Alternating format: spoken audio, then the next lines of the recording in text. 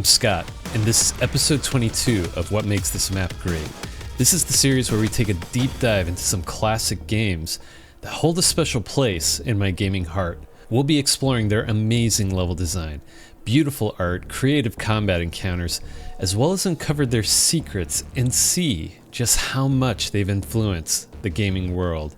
And in this episode, we're covering Quake E4M3, the Elder God Shrine.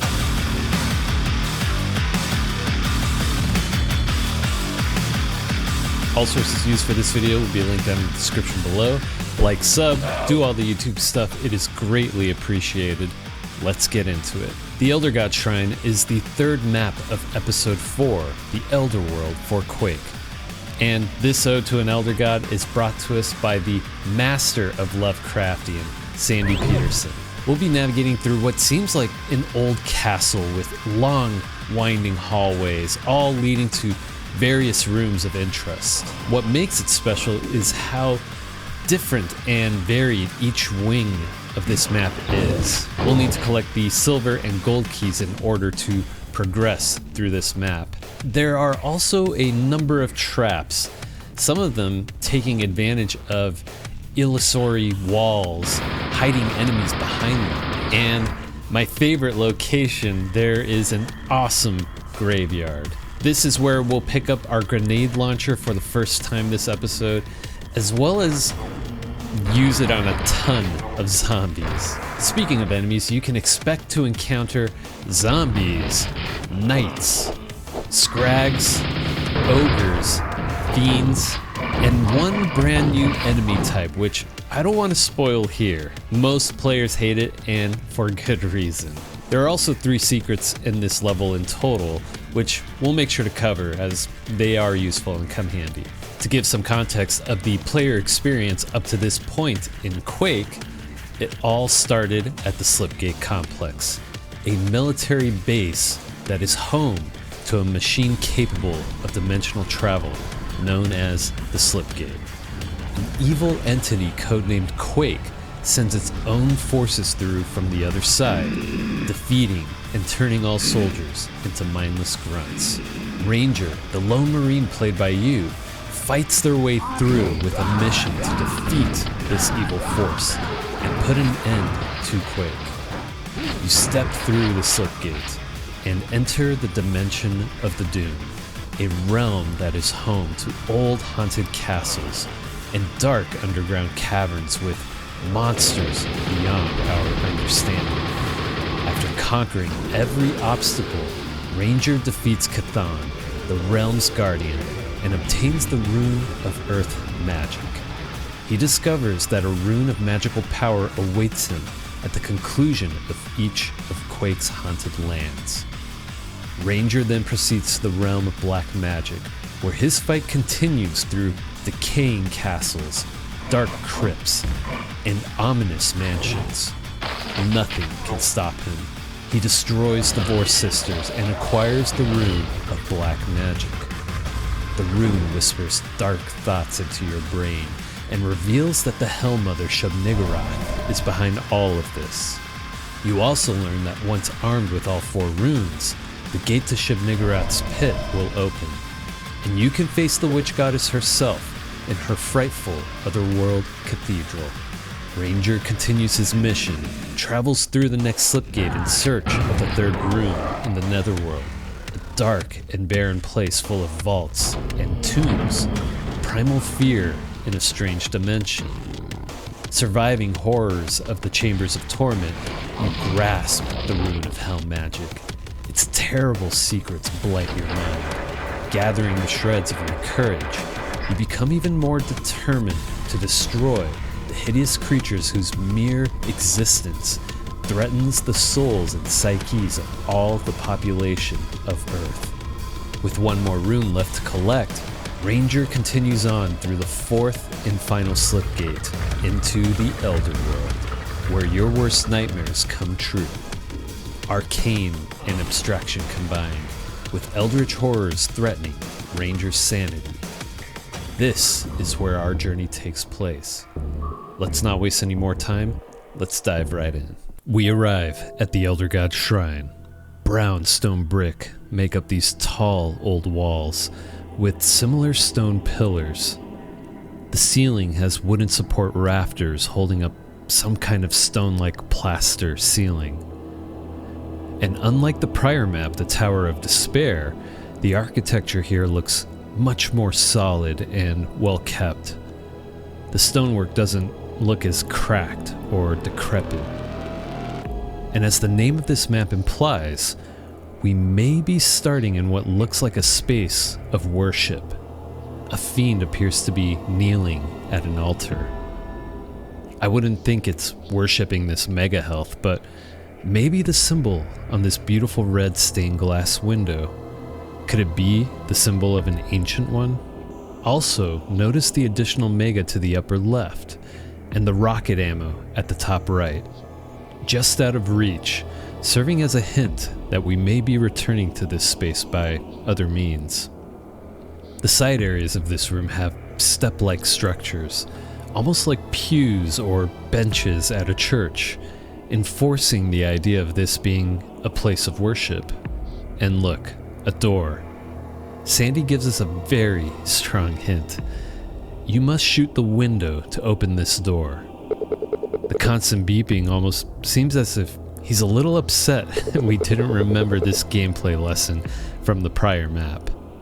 Well, we'll need to take out the fiend before we continue, so let's get started. Avoid its jump attack. And it's down. Grab the mega, shoot the window. The way forward is now open. What strikes me is how ambiently silent this map is. It also brings to my attention the lighting. While I love the soft spotlights used throughout, especially the light coming from the stained glass window, we don't have actual light sources. What kind of magic exists in this realm? Going through the doorway, this is the central hub of the map. This beautiful stained glass feature stands in the middle, illuminating the space. Nail ammo and a quad. Wonderful. 3 doors are presented to us, but Sandy uses a nice visual cue to signify which way we should go first. The other 2 doors are using a darker brown texture and appear a bit more in shadow, while the intended path forward uses a brighter brown texture and also has a soft, pulsing light in front of it. Proceeding through the door, we enter this beautiful, multi-leveled space. The archways flanking this ramp support an upper balcony. Texture tiling on them look great as well, making the architecture look believable. The upper floor is well constructed, utilizing wooden planks for the walkways, leading to these small archways, doors that open elsewhere. And the ramp in the middle is the perfect setup for this ogre up top, allowing it to send grenades down. Notice the gap at the top of the ramp? I think it serves 2 purposes. 1, keeps the ogre from traversing down to the lower floor, and 2, a navigational trap for players. If you don't jump at the top, you'll fall down. The ceiling features 3 stained glass windows featuring a red dragon with flames, also acting as light sources for the room. Speaking of lighting, we get another pulsing light in the far back through the arches. Another subtle signal that this is where we want to go. A button pulsates this glowing light. When we press it, we hear a faint sound off in the distance. A door opens in the central hub, allowing us to push forward. Taking a quick peek, this might be another room of worship. Stained glass windows glow, featuring this red dragon with fire behind it, and perfectly frame this pool of water. Could this be the elder god of this shrine? And can we really trust this water? Looking carefully, you may notice something wagging just inside these windows. Well, I do love quad damage, and I like to use it here, so let's do this. Knight's jib. Close in on the ogre. Give it some buckshot. Let's press the button. We've activated a trap. Quadded shoddy. Destroy knights. The fiend spawned in at the hub. It's done. Quickly make our way to the pool room to use the last bit of our quad damage. Easy. This room may be simple, but there is simplicity in good design. The lighting is provided by the stained glass windows, which help create some nice pools of light in contrast with dark shadows. A wooden deck creates a one-way commitment for the player to continue down, which inevitably also hide two ogres waiting for you to make that jump. And the two scrags hiding in the stained glass is a nice surprise for first-timers. Hiding enemies within glass windows will be a common theme in this map, even in this episode, so don't forget. And we should also remember a lesson from the prior map. Water leads to dangerous outcomes. We take a dive into the water, swim through, and surface on the other side to find ourselves in a graveyard. Such a contrast, going from the browns and reddish-hued textures to this grimy gray and green palette. Really makes it feel dank, old, and otherworldly. My headcanon likes to think that the water serves as a gate to this little pocket dimension, a memorial for those who served the Elder God. Sandy does a good job of creating interesting architectural shapes, not just flat square walls. Now, this encounter is designed to steer the player right. A zombie guards the left path, and we don't have a grenade launcher yet. Going right, this small plot of graves has our tool for the job. Whoever left this grenade launcher here was careless. The small graveyard plots with their headstones and memorial spires are nice details. But don't let your guard down. The moment you grab this weapon, the undead rise from their graves. We've disturbed their slumber. You'll have to take extra care in using explosives in tight quarters combat. But don't let this moment of terror take you. Pressing through to this corner of the graveyard, more undead, and a quad damage. We'll make good use of this. Pressing through the hordes of undead to get ourselves this mega health, which you can bet will raise more undead upon picking it up. And check this out. A graveyard wouldn't be complete without a mausoleum. Again, nice attention to detail in fleshing out this space. This second mausoleum hides a teleporter, which is our way out of this space. And it's guarded by zombies, as well as an invisible trigger. Upon crossing it, a fiend spawns right in front of you. If you're caught off guard, this could hurt. More embarrassing, if you're caught with the grenade launcher in hand and quad, you'll jib yourself. Going through the teleporter, we find ourselves behind one of those closed doors from the central hub, with some pesky scrags teleporting in. But as you can see, we now have access to the last wing of the central hub. Well, let's take it from the top. Swim through the pool.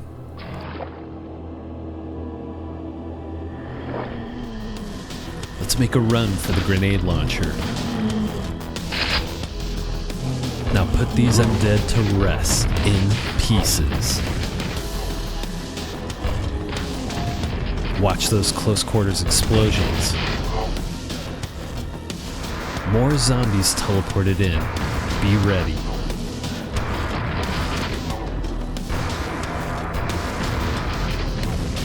Mega is ours. Clear out the rest of the zombies.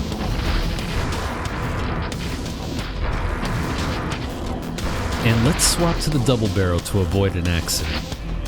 Great, jump through the teleporter. Scrags, send nails up.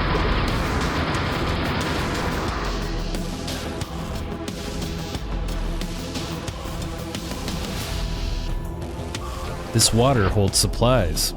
Let's grab them. More scrags teleporting.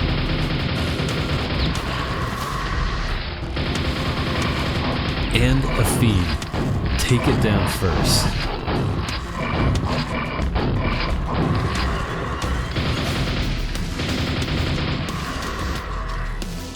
It's clear.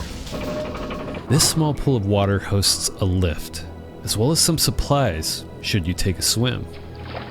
Going up the lift, we face these stained glass windows, which, if scrags can go through them, why can't we? You found a secret. They hide health pickups. Turn around, and you see red armor across the way. Too big of a gap to jump. We'll get that later. The silver key door is here as well as another quad damage. Let's save that for later again.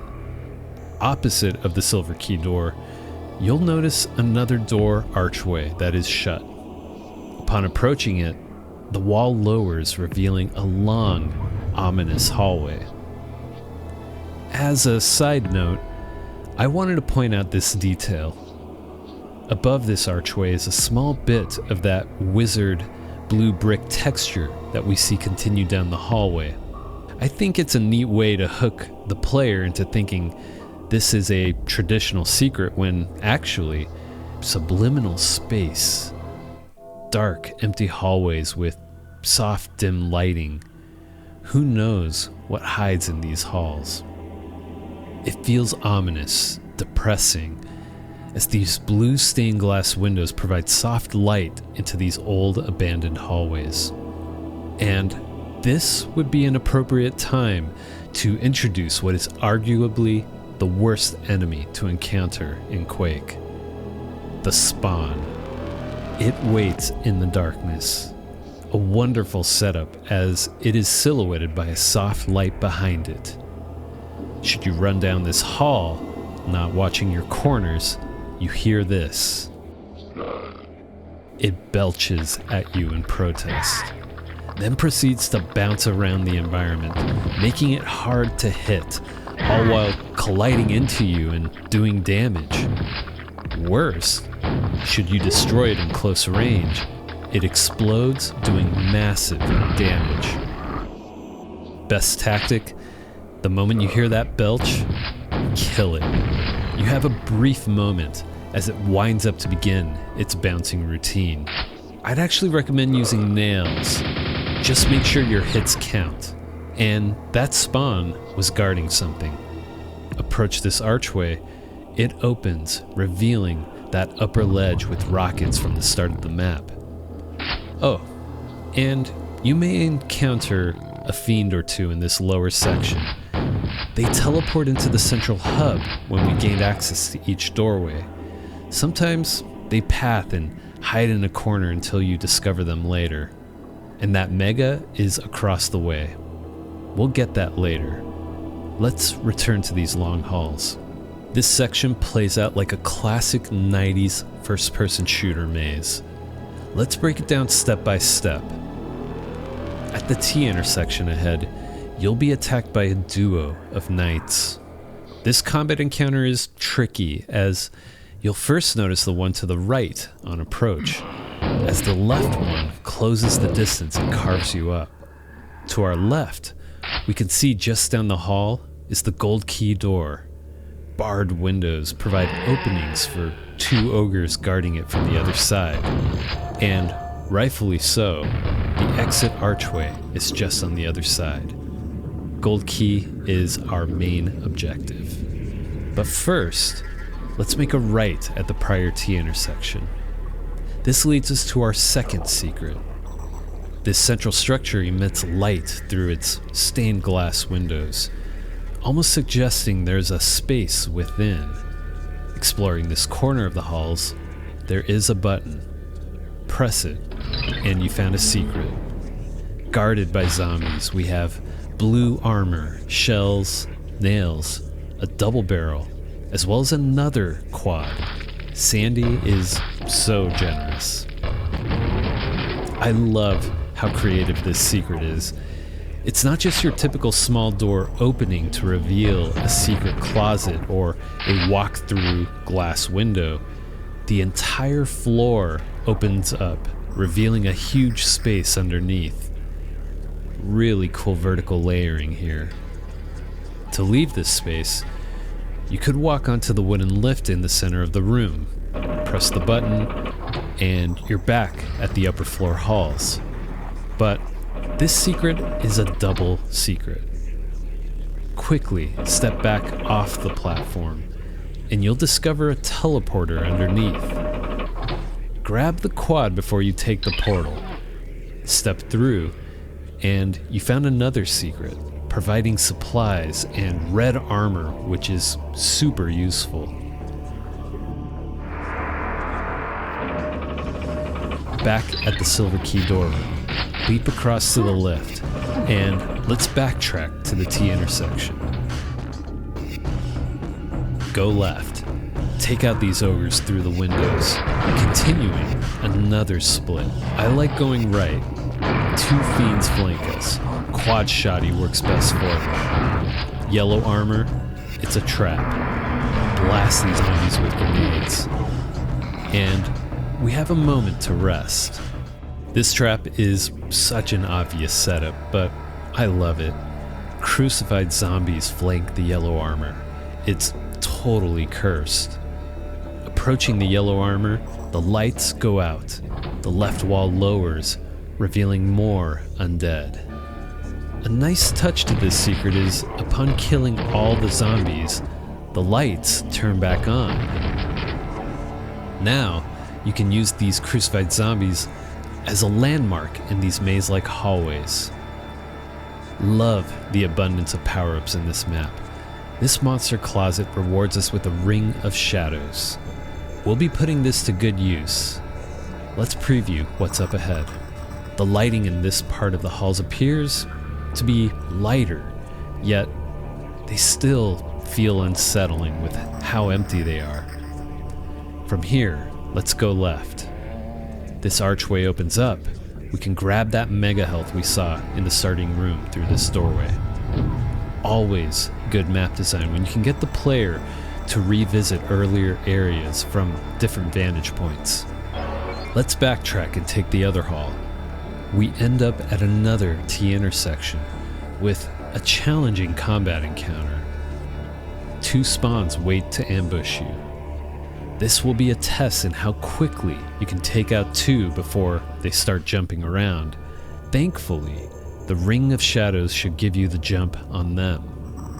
One guards another door archway, which leads to that ramp balcony room from earlier. Great opportunity to resupply should you need it. The other spawn guards a long hall, and this is no ordinary hallway. For one, it is lit with torches. This should serve as a red flag. We haven't seen any torches throughout the map up until this point. It's a trap. The floor opens up as you make your way through, revealing a lava pool.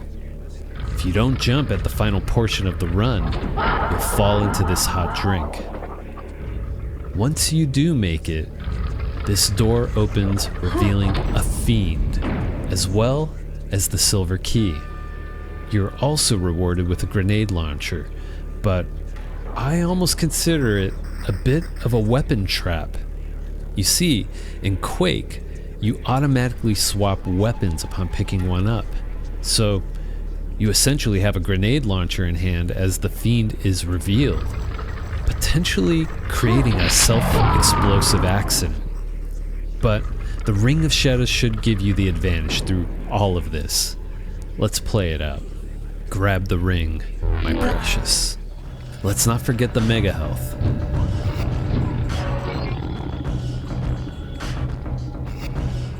A single grenade one-shots the spawns.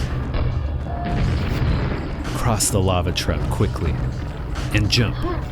Make some distance. Toss a few nades and finish the fiend off with the shoddy or nails. The silver key is ours. Let's make our way for the nearby archway to the ramp room. We can hit the central hub and take the water lift up to the silver key door. Take care, you might run into another fiend here. You know, I think that is one of the key strengths of this map. We traverse through these very different wings of the Elder Shrine, but they all connect to this central hub. Okay, we are nearing the final stretch of this awful shrine, and this quad will be super helpful. Good thing we saved it. Here's how we'll make the most of it. Open silver key door, and we have one more ominous hallway. Around the bend, a set of knights guard the way to the gold key, as well as another spawn tucked in this right corner. This ramp leading to the gold key is a clever way to break line of sight. It conceals more knights on the other side.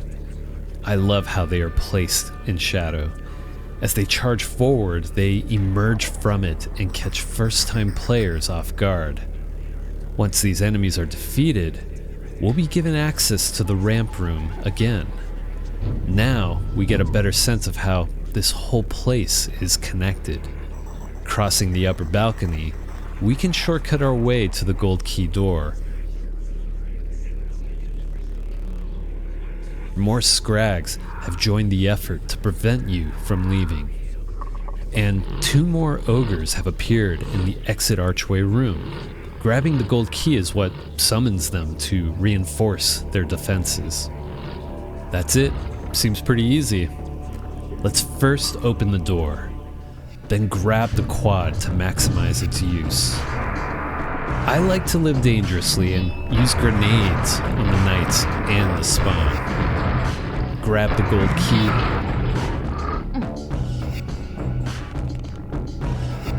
Across the wooden balcony here, as we retread through these earlier halls. I used to get so lost here. Send nails at these scrags. Open the gold door, destroy the ogres. And here we are. We've survived the challenges and evil monsters this Elder God Shrine has to offer. Though it does make me wonder, why does this exit require so much protection, with its cage-like bars and its key being guarded so deep within this place? The archway room is so well lit, but it casts an extremely dark shadow behind it. Maybe an ominous warning of what's to come. Demonic ancient reliefs mark the exit, with bloody bones supporting the structure. Doors open, as we only have one way to go, into the darkness. Score screen here, showing off the beautiful multi-leveled ramp room with the stained glass windows above. We continue through and find ourselves in the Palace of Hate. A wonderfully dark and challenging map, which we'll make sure to cover in a future video.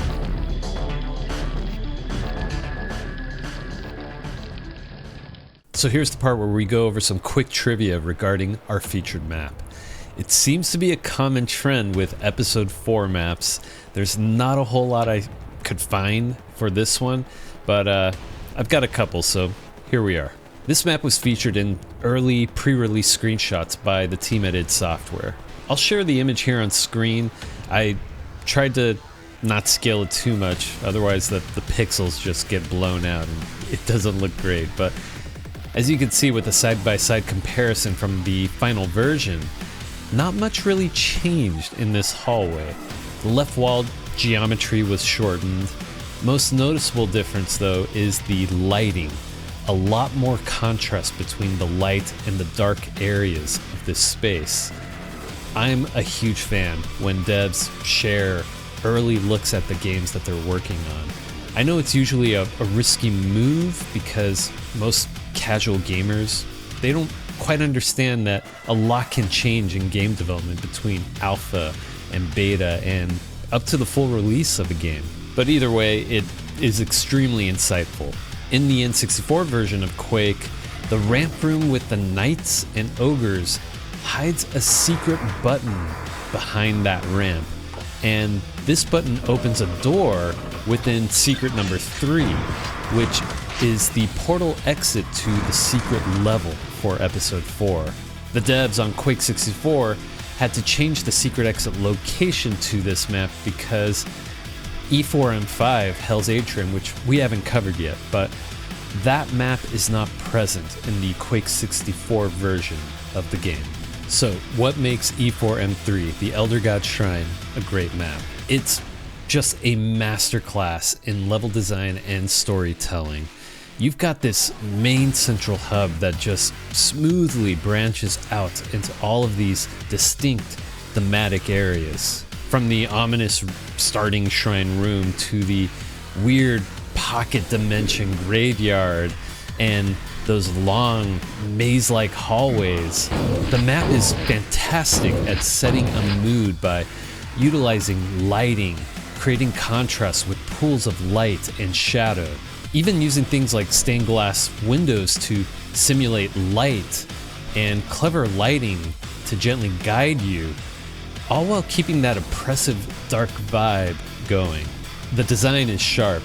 It uses several lessons learned from the prior maps of this episode, like how our relationship with water, can't really trust it, or shooting red stained glass windows to open doors. It also throws in great traps like the ramp gap, that if you don't make the jump you end up falling down and knights end up cutting you up, or spawning monsters into a combat situation to spice things up, or most famous, the lava trap door. Additionally, the combat pacing is perfect. You're provided interesting spaces to fight enemies that challenge your decision-making skills on how to engage them.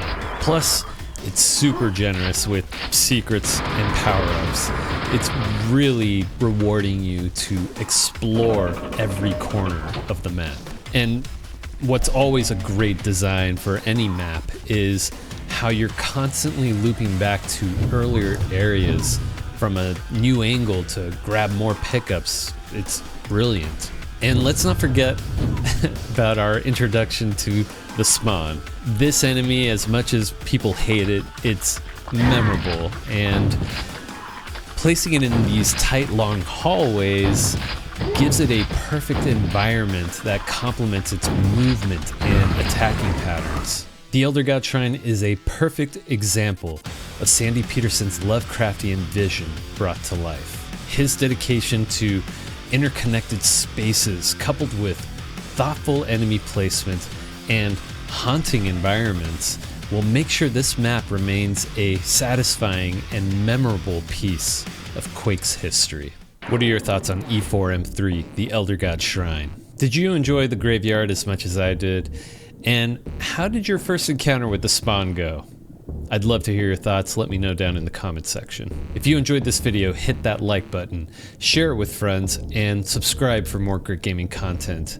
And if you're looking for more, check out this recommended video right here. Thanks for watching. I'll catch you in the next one.